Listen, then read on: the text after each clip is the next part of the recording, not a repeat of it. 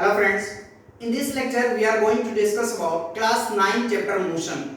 Class 9 chapter motion हमारे लिए एक बहुत इंपॉर्टेंट रोल प्ले करेगा क्योंकि जैसे ही हम मोशन समझेंगे बहुत अच्छे से उतना ही अच्छे से हम force and laws of motion के न्यूमेरिकल्स कर पाएंगे, प्लस वहां पे भी हमको एक अंदर से बूस्टअप मिलेगी और मोशन का उतना ही इंपॉर्टेंस आपका ग्रेविटेशन चैप्टर में है।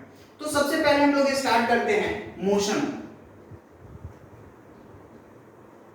एक्चुअल में मोशन है क्या, तो याद रखिएगा कि अगर कोई बॉडी का पोजीशन समय और टाइम के आप बोल सकते हो कि समय और वातावरण के अनुसार अगर चेंज हो रहा है तो हम बताएंगे कि बॉडी क्या है, मोशन में है, अदरवाइज वो रेस्ट पे है। जैसे एग्जांपल, आप कल आए, हम यहीं पे खड़े थे, 2 साल बाद आएगा फिर भी हम यहीं खड़े हैं, मतलब क्या कि टाइम और सराउंडिंग के रिस्पेक्ट में हमारा पोजीशन क्या है, चेंज हो नहीं हो रहा है, यानी हम क्या है, रेस्ट पे हैं।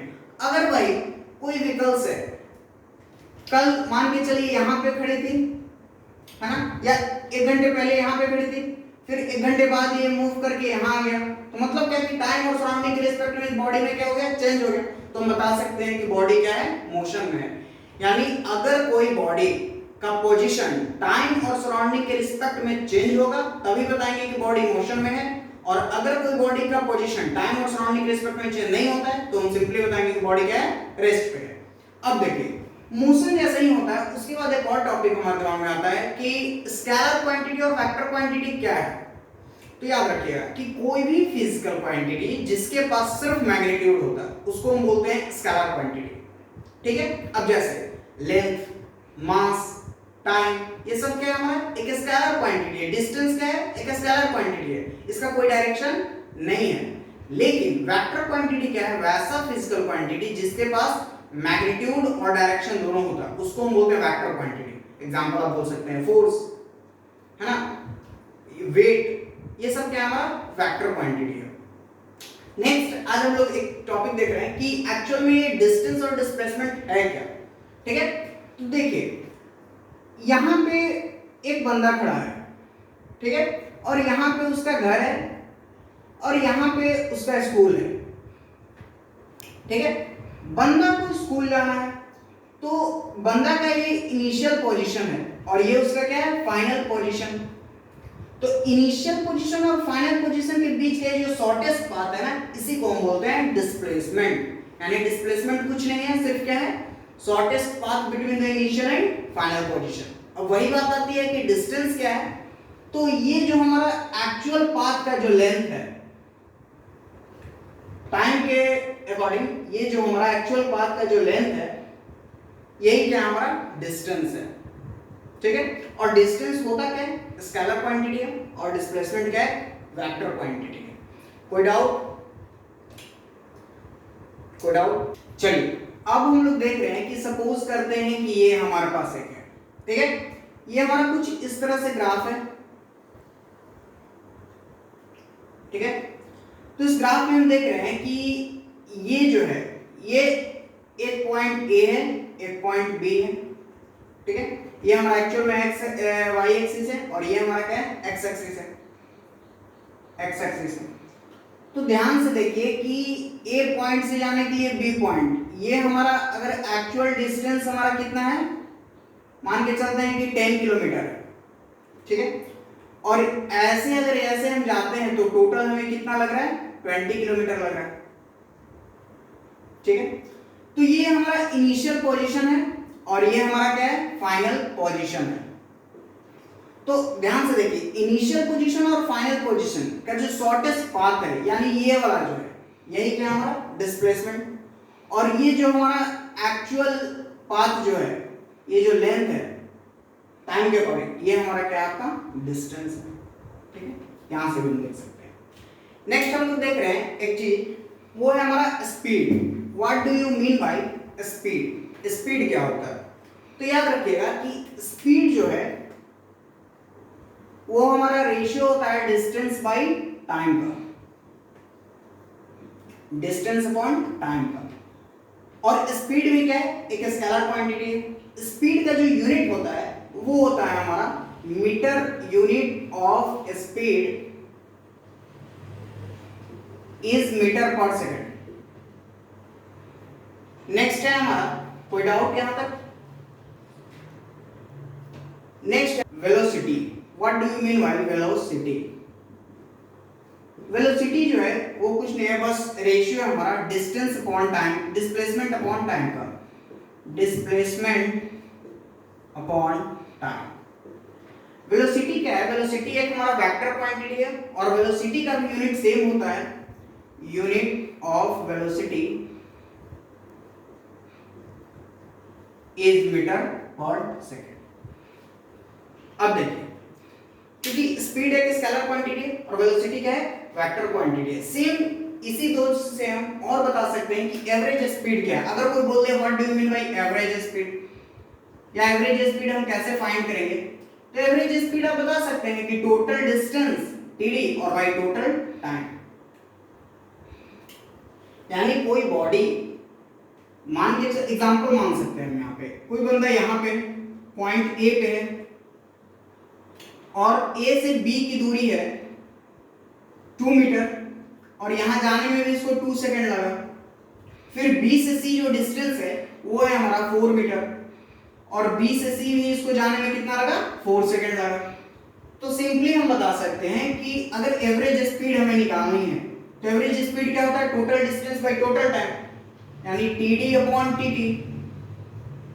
टोटल डिस्टेंस कितना है? 4 मीटर और प्लस 2 मीटर 6 मीटर और अपॉन टोटल टाइम कितना है? 2 metre plus 2 second plus 4 second, ये हो गया हमारा 6 सेकंड।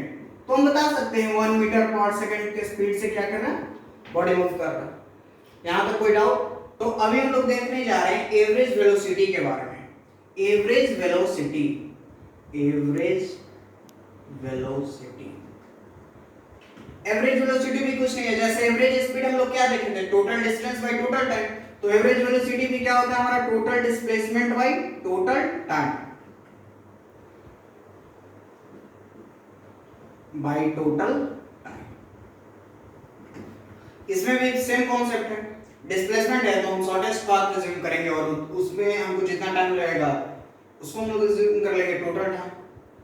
अब देखिए, यहां तक हो चुका, तो हम लोग अब एक और चीज देखते हैं, यूनिफॉर्म मोशन और नॉन यूनिफॉर्म मोशन है क्या? तो याद रखिएगा कि अगर कोई बॉडी इक्वल डिस्टेंस ट्रैवल करता है इक्वल इंटरवल ऑफ टाइम में तो उसको हम बोलते हैं यूनिफॉर्म मोशन, और अगर कोई बॉडी इक्वल डिस्टेंस ट्रैवल नहीं करता है इक्वल इंटरवल ऑफ टाइम में उसको हम बोलते हैं नॉन यूनिफॉर्म मोशन। अभी उसी को हम लोग यहां पे डिस्कस करेंगे। अब देखिए, जैसे यूनिफॉर्म मोशन, ठीक है। अब जैसे देखिए, मान के चलते हैं कि ये हमारा ग्राफ है, एक्स एक्सिस है, ये वाई एक्सिस है। इस साइड हम लोग डिस्टेंस हमेशा लिखेंगे और इस साइड हम लोग टाइम लिखेंगे। ये हमारा क्या है? ऑरिजिन है। सपोज करिए कि अगर 2 सेकंड में कोई बॉडी 2 मीटर चलता है 2 सेकंड में, फिर नेक्स्ट 2 सेकंड में यानी 4 सेकंड में, फिर यहां पे कितना होता है? 4 मीटर, फिर फर्दर 2 सेकंड में 6 मीटर, 8 मीटर, 8 सेकंड। ध्यान से देखिए, 2 मीटर में 2 सेकंड, 2 सेकंड में 2 मीटर डिस्टेंस ट्रैवल करता है, यानी कुछ यहां पे होगा मेरा, फिर सिमिलरली यहां पे होगा, सिमिलरली इसका ग्राफ यहां पे पोजीशन होगा और इसका पोजीशन कुछ यहां पे होगा। हम लोग क्या देख रहे हैं? ये हमारा, तो यूनिफॉर्म मोशन में हम लोग का जो होता है वो ग्राफ कैसा होता है? स्ट्रेट लाइन ग्राफ होता है। और वही हमारा अगर नॉन यूनिफॉर्म मोशन हो, सपोज करते हैं कि हमारे पास नॉन यूनिफॉर्म मोशन है,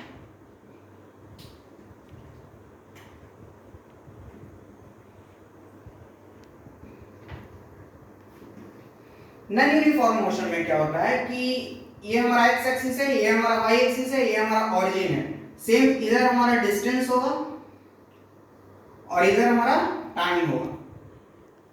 2 second, 4 second, 6 second, 8 second, 2 metre, 4 metre, 6 metre, 8 metre. हम लोग यहाँ पे क्या देख रहे हैं? नॉन यूनिफॉर्म मोशन क्या है कि अगर कोई बॉडी इक्वल डिस्टेंस ना करता हो इक्वल इंटरवल ऑफ टाइम, उसको हम बोलते हैं नॉन यूनिफॉर्म मोशन। तो यहाँ पे पहला 2 सेकंड में वो 2 मीटर ट्रैवल कर लेता है, लेकिन नेक्स्ट 2 सेकंड में वो 5 मीटर डिस्टेंस ट्रैवल कर लेता है, फिर नेक्स्ट 2 सेकंड में क्या करता है 6 मीटर ही करता है, और फिर नेक्स्ट में क्या कर देता है 8 कर लेता है। तो ध्यान से देखिए इसका कुछ ग्राफ किस तरह से, ऐसे ऐसे ऐसे, तो एक कर्व बनाता है। यानी याद रखना है कि नॉन यूनिफॉर्म मोशन के लिए हमारा जो ग्राफ बनाएगा वो क्या होगा, एक कर्व होगा, स्ट्रेट लाइन ग्राफ नहीं होगा। और सेम कंडीशन अगर मान के चलते हैं कोई बॉडी हमारा रेस्ट पे है, तो रेस्ट के लिए क्या होगा कि ये अगर हमारा एक्स एक्सिस है, ये हमारा वाई एक्सिस है, ये हमारा 2 सेकंड है, 4 सेकंड है, 6 सेकंड है, इस साइड हमको टाइम गिवन है, ये हमारा ओरिजिन है, ये हमारा 2 मीटर, 4 मीटर, 6 मीटर डिस्टेंस। ध्यान से देखिए अगर कोई बॉडी रेस्ट पे है तो टाइम तो हमारा बढ़ते जाएगा, लेकिन बॉडी का क्या होगा कि जितना डिस्टेंस उसका इंक्रीज नहीं होगा। यानी ये अगर है तो ये हमको क्या बताता है कि बॉडी हमारा क्या है, रेस्ट पे है। यहां तक में कोई डाउट है तो देख लीजिए। तो आज इतना ही देखते हैं, एक और टॉपिक देख लेते हैं, सर्कुलर मोशन है क्या। तो याद रखिएगा कि अगर कोई ऑब्जेक्ट सर्कुलर पाथ के अबाउट रोटेट करता है, सर्कुलर पाथ में मूव करता है, उसी को हम क्या बोलेंगे, सर्कुलर मोशन है। एग्जांपल आप एथलीट का एग्जांपल दे सकते हैं, या जब भी हमारा साइकिल रेसिंग वगैरह अगर कोई भी सर्कुलर पाथ के अकॉर्डिंग होता है तो वो भी हम बता सकते हैं क्या हो रहा है, सर्कुलर मोशन में हमारा साइकिल क्या कर रहा है, मूव कर रहा है। आज के लेक्चर में इतना ही हम लोग देखते हैं, फिर फर्दर नेक्स्ट लेक्चर में हम लोग देखेंगे कि इक्वेशन का, एक मिनट याद रखना है कि मोशन का 3 इक्वेशन होता है। हमारा सबसे पहला जो है फर्स्ट इक्वेशन ऑफ मोशन होता है कि v = u + 8t। Second equation of motion होता है s = ut + ½ at²। और थर्ड इक्वेशन ऑफ मोशन होता है हमारा v² = u² - 2as, sorry v² = u² + 2as। ठीक है, तो ये जो तीनों इक्वेशन है, ये तीनों इक्वेशन का डेरिवेशन हम लोग नेक्स्ट लेक्चर में करेंगे। तब तक लिए ये सब जो भी बेसिक कॉन्सेप्ट है एक एक कंप्लीट कर लीजिए, और फिर जब हम फर्दर फाइनल जब इस चैप्टर का लेक्चर अपलोड करेंगे उसमें आपको सारे का पीडीएफ डाल देंगे। थैंक यू दोस्तों।